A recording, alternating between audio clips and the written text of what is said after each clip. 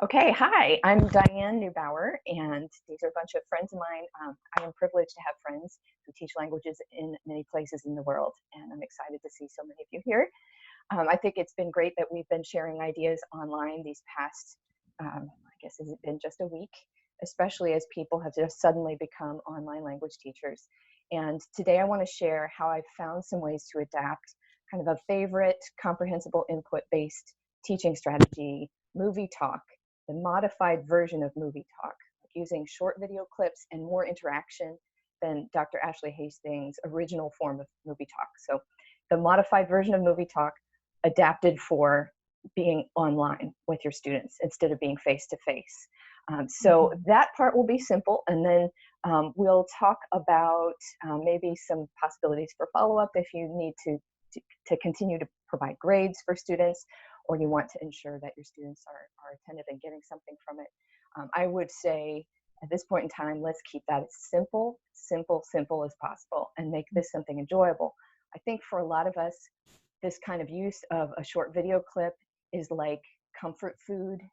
Like when you feel bad, you want to have like cheesy or chocolatey or something that's like really gooey. And I feel like MovieTalk can be like that. It was for me, and that's why I wanted to begin using it when I was teaching online. So I have a few points that I will show you on my whiteboard. Did it work? Kind of small.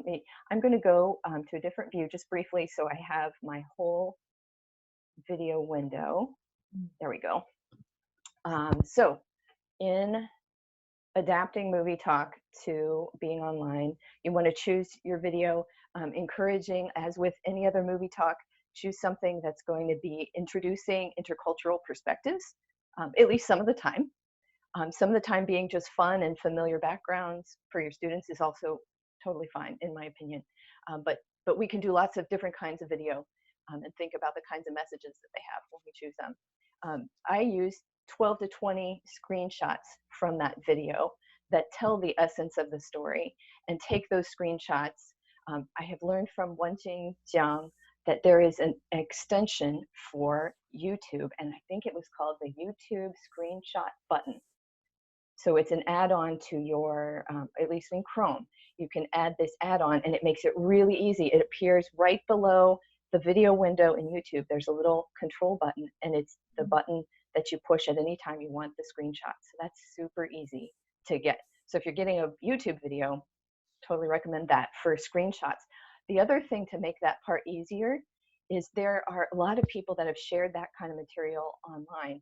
And as far as I understand the liability issues in copyright law, you have the right as an educator to provide things that are publicly accessible to people on YouTube. If it's a public video on YouTube, it's okay to use that as a teaching and educational purpose in your classroom. So it's okay to take those screenshots and use them for an educational purpose. You're not selling them, you're not claiming them to be your own, that kind of thing. So as I understand it, this is perfectly within copyright law. So you get those screenshots somehow. I would suggest popping them into a PowerPoint file. And I do mean PowerPoint in this case. I mean something on your computer desktop. If you're teaching online all of a sudden and you have this video window, you're trying to be interactive with your students, it can be really hard to keep the Google Slides version on the cloud open and active at the same time you have this video window and all these students joining you. So I recommend putting it actually on, you could of course make it on Google Slides, but then download it and use it from PowerPoint on your desktop or your laptop computer. And those can be quick to produce. What I do in PowerPoint is I just open up like 10, 12 empty slides, and then I've got all of my screenshots put onto my computer desktop, and I line them up. Like half the screen is where my PowerPoint is open, half the screen is my desktop where the video screenshots are, and I just drag them in. So it takes 10 minutes at the most to get the video, to watch the video and pick up the screenshots, and then drop those image files into the PowerPoint that I'm going to use during class. So not too bad for prep, I think. Finding the video that does what you need and has the language you want to introduce is great. So, so there's the collecting the data you need. See, I'm a PhD student. The data you need for your MovieTalk session.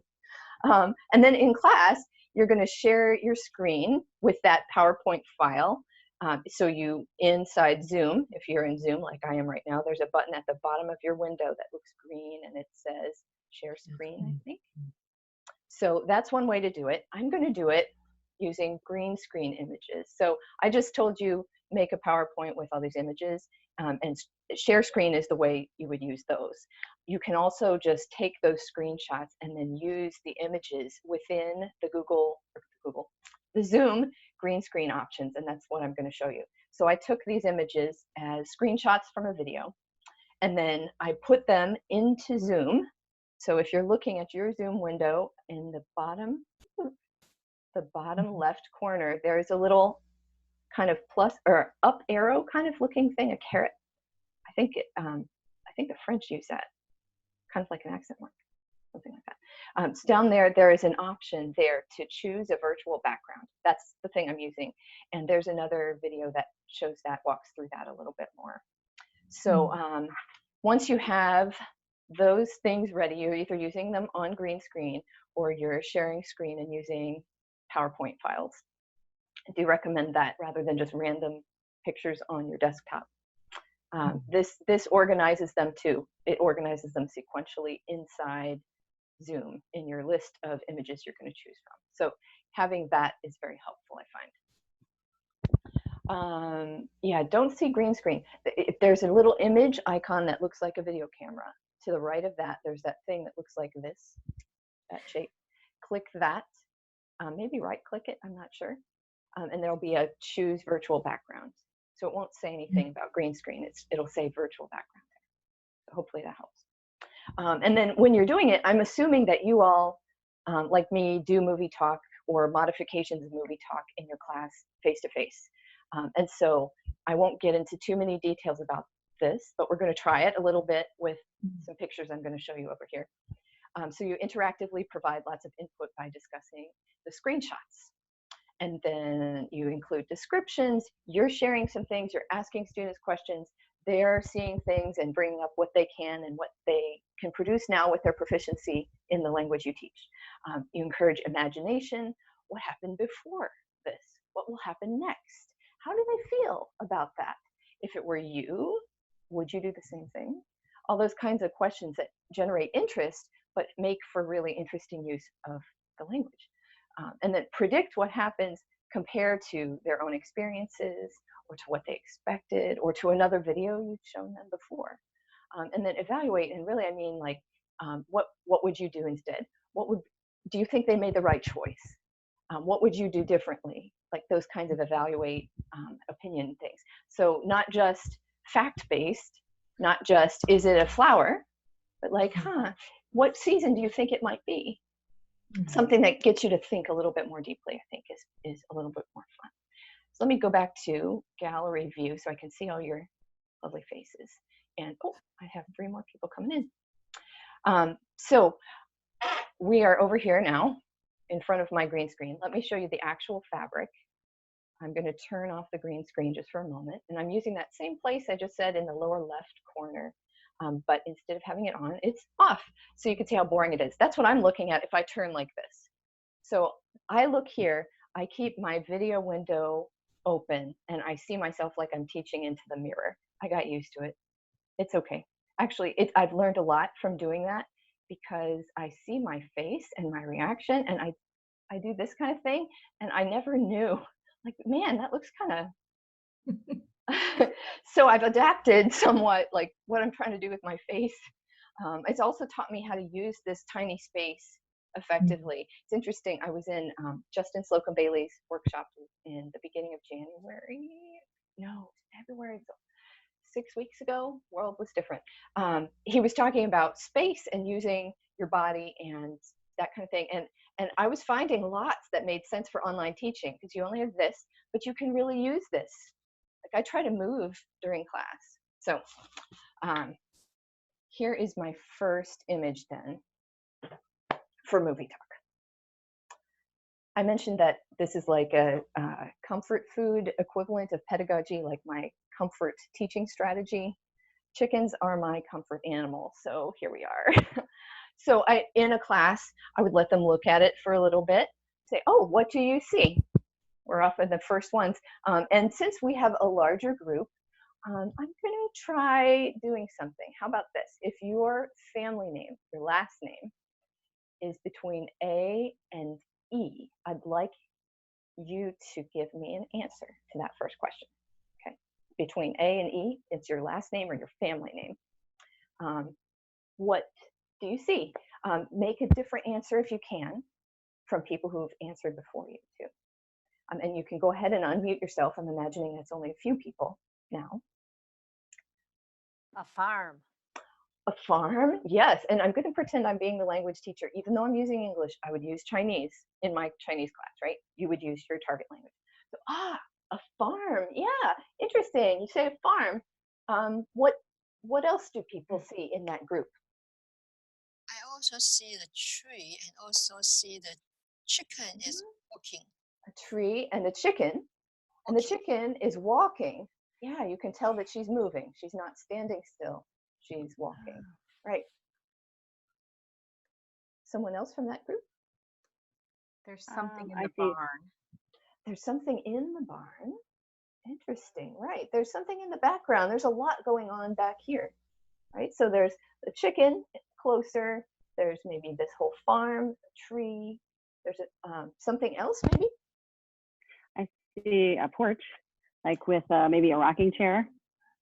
Right. Okay. So yes, we've got like maybe a front porch of the farmhouse. So here's the farm. Here's where the family lives, perhaps. Yeah. Anybody else from A through E? Okay. F through J. F through J. I have a question for you more specific. So it looks to me like someone said the chicken is walking. Where is the chicken? And where might the chicken be going and why? That's too many questions. Where is the chicken first? So we're F through J, family names, last names. And you on the ground. She's walking on the ground. Yes, she's absolutely walking on the ground. She's not flying. Chickens could fly, but she's not flying. She's walking on the ground. I'm trying to model a little bit of the language I might use with people learning language to repeat a little bit and say things in different ways so they understand better and retain more. So yeah, what else about where she is? I think she escaped from the farm. Right, she's not inside the farm anymore, isn't she? It's like she's outside the farm. Yep. And she's walking away from the farm. You think? Mm-hmm. Yeah. Is it a road here, or what could this be?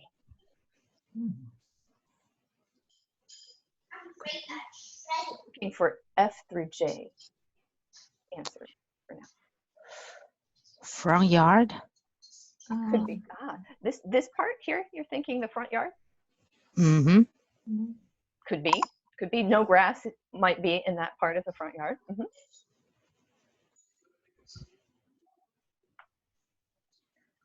Yeah. So does that help? So like I'm continuing to work with this. I would still ask a few more questions. When I think that we've kind of milked it or the interest is kind of waning, I would go to the next slide. And we begin again. Oh, look, where's the chicken now?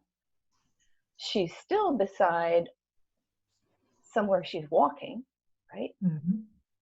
Is she still at the farm? No. Doesn't look so much like it. So one of the thoughts I had with this bigger group and why I wanted to have more people online was that trying out different groups, instead of saying last names A through E, I would assign a few students to perhaps a breakout room.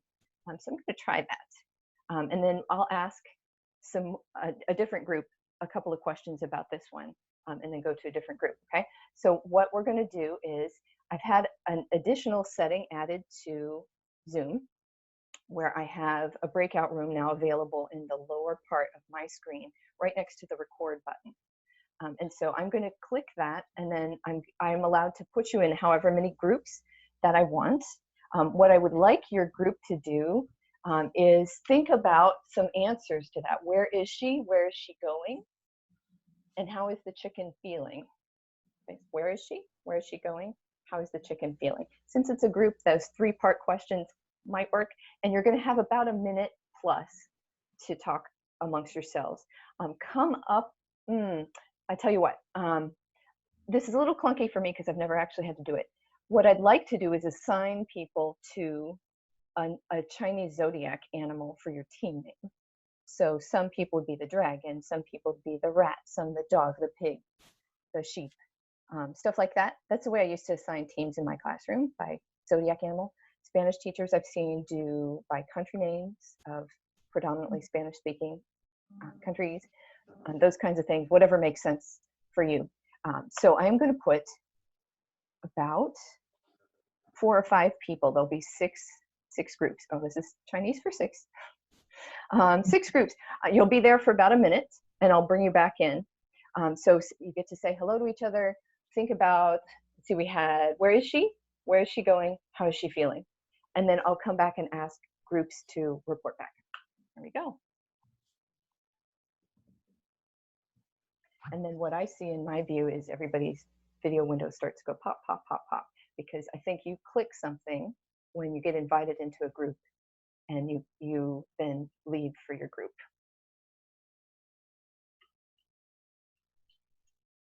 Hey, Leslie, are you still waiting for a group? Oh, there we go. She's got it.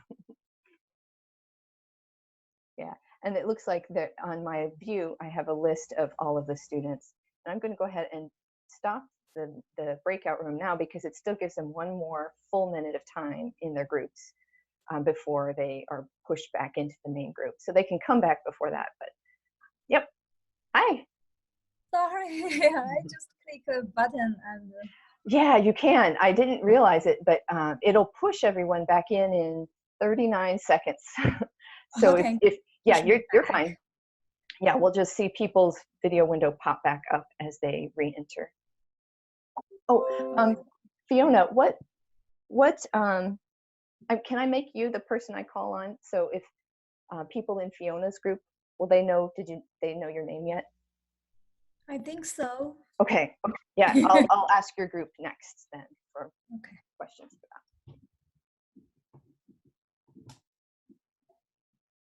that. Someone asked, can you still show pictures in those rooms? I don't think that you can. I can go in and visit the different rooms, but I don't think I can do anything except a chat message within the room. As you're coming back in, someone had a message about how, yeah, and somebody noticed there's a Senior Woolly video person in here. So yeah, fun.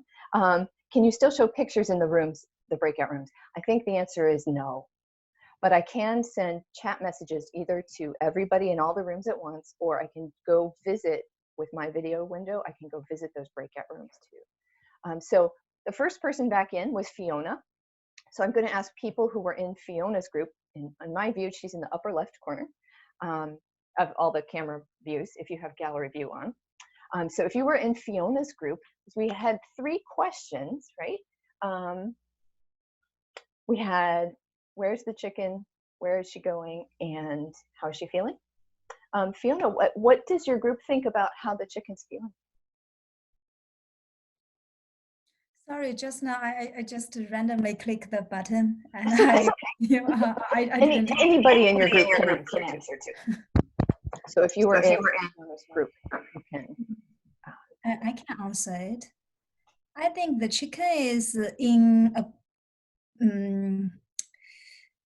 playground, maybe a playground. Okay. Maybe and did others in your group get to talk about that? Did they think the same thing, or something different?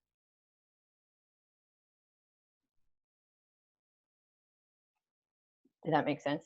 Did the people in your group talk about that she might be in a playground? It's okay if you didn't. Our group says she's in Vermont. In Vermont? Did I hear you right? Yeah, maybe I heard wrong. Okay. Could, yeah. Okay. Yeah. So there's a possibility, but she's definitely not on the farm anymore. She's not on the farm. Yeah. And I can say confidently, this is a she. This is a female chicken. So let's see. After Fiona's group, I might ask another group, although I didn't notice who was assigned to each group at that time. So if I had noticed, I would do it. Somebody, is there anybody with a Z family name who's here that wants to add anything? Or close to the Z in the alphabet, Z, Y, X. Yeah, why? Yes, go for it. Did you see anything in the picture? Where do you think she is? Where do you think she's going? How is she? Well, since we couldn't see the picture anymore, we right. kind of had to make it up. So we decided that she was perhaps fleeing a chicken processing factory, or across the street or something. She might be terrified. Yes, Right? yes. Yeah, yeah. We said anxious, fearful. Anxious, fearful, right, right. So we don't have enough information to know exactly why she's left or exactly where she's going. So we can imagine all of those things. So that's kind of the way I would go to my next picture when I felt like we kind of milked this for all the possibilities. It doesn't have to be the way that the original video works at all. What I do after getting through the slides or running out of time in class, I then send the students the link to the video. So that's how they get to see the whole thing. I try to use enough pictures that it tells the basic story, but there's still some surprises left when they go and see the actual video, but that it's not like a total shock. Except maybe, maybe you cut off the ending in your slides or your screenshots. You don't necessarily show them the very end. So when they go and watch it on the video themselves later after class, there's a fun thing for them still left to do. And you could have them respond to that or continue to work with it afterwards. So these are everything that I wanted to share. Do you have questions or anything you want to add? Or those of you who use this or have used this kind of strategy online, I'm happy to hear your experience too. And I'll just let you turn on the voice.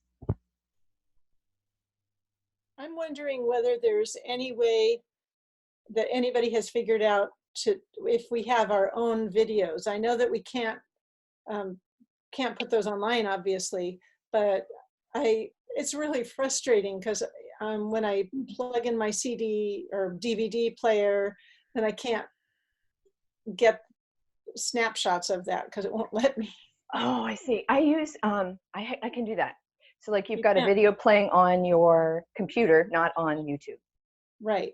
I use something that's called snipping tool. Oh. So I pause the video and I use snipping tool. Glad you asked that. That's important. Yeah. So it's built into my version of Windows, I think. I think it's one of those little automatic, tiny little programs that they include when you get Windows. Not on Macs. Anybody know for Macs? Oh, there used to be a thing for that. It was like a 3-button thing. It was like Control and another button and then like function 4 or something. Screenshots, but yeah, I screen capture. Yeah. There you okay. Go. I haven't been able to do screenshots, so I'll try again. And I think you can do it so it's the whole screen, or you can do it so that you get this little tiny thing that you then click and drag to make into a rectangle shape that saves that specific part of your screen. I used to have to use a mouse, Michelle, and I say how to use. Command-4. I think if you're watching something on your computer, right, a DVD, etc., if you pause it with your like little, the key where you just pause and then screen capture. Cool. I will try that. Thank you. Cool. Any last questions before we sign off? Yeah, I have 2 questions. The first one, at the beginning, you have the agenda on your whiteboard. I want to know how did that get into the picture? You just moved it in? Oh, yeah. So I'll turn my green screen off, and that might make it more obvious. I'm standing in a corner of my room, and I have a whiteboard on the wall. So you're moving in. Oh, you're moving your computer? Yep, I have a standing desk, and I just wheeled it. Okay. turned All right. it. Okay. Yeah. Yeah. Okay. That's one question. The other question, I want to know where is the breakout room? Yeah, you will not see it on your view right now unless unless you have added it within the website, the Zoom website settings. And I made a video yesterday about walking through all of those settings because I think there's 100 different options. I really think it's literally 100. So there's only a few that I've found very useful, and I just found that. So it's described in that video, so that might help. Yeah, I did set that up. So did you say it's next to record? Is that you might not see it as a participant then. Oh, okay. Maybe you can only see it when you're home. I heard about something from a colleague that I don't know anything about because I haven't really explored it, but it seems pretty cool that Netflix is now doing something where you can have a watch party on Netflix where you control the playback of the video. So like you could be showing an episode of something on your computer with all your kids joined in, and you could pause the show to talk about it and then resume. Yeah, I think just because I'm going to make this public, I don't know the copyright laws about that with Netflix use in education. I hope that they're letting people do it right now, but I don't know. So I just want to put that disclaimer, but that is a really, really cool feature. No, this was a teacher saying this is a new thing that they're doing through Netflix for teachers. For education. Oh, awesome. That's really cool. Yeah, because they figured it out, I guess, that we keep bugging them about Spanish TV series that they should keep, right? So so that was the kind of the bottom line as far as I could tell. I haven't looked at it since I just got the email about an hour ago from an English teacher in our school. Yeah. Okay, well, I'm going to let you go unless there's one last pressing question. I see. Oh, Raquel. Yes. So we're still kind of trying to figure out with our district what exactly it's going to look like. But I'm going to assume that I'm not able to necessarily tell my students, like, get online at this time so that we can do a movie talk. So the way that I'm thinking, though, is like I could do what you just walked us through so kindly. And you said it records and I could send the link to those that missed it.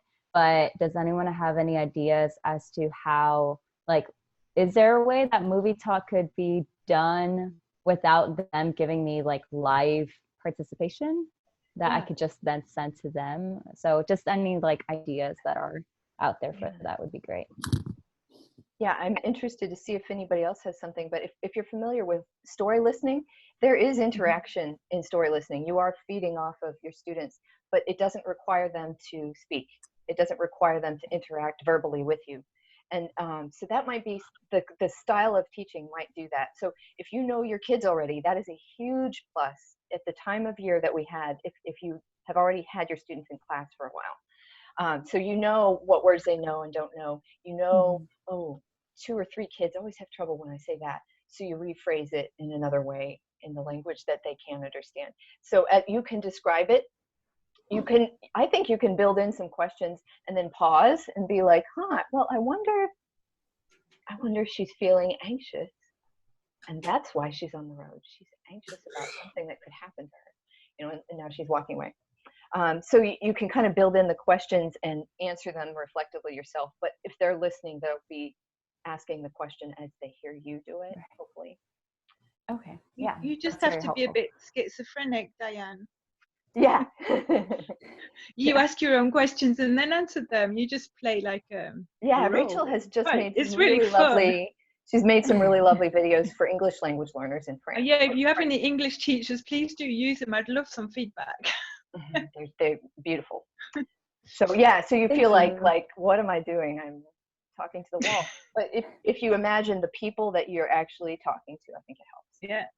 Yeah, that helps. When I make my videos, I was so camera shy. I've only done 2, but I just think of all my students and I just talk to them as if I would like when they were here.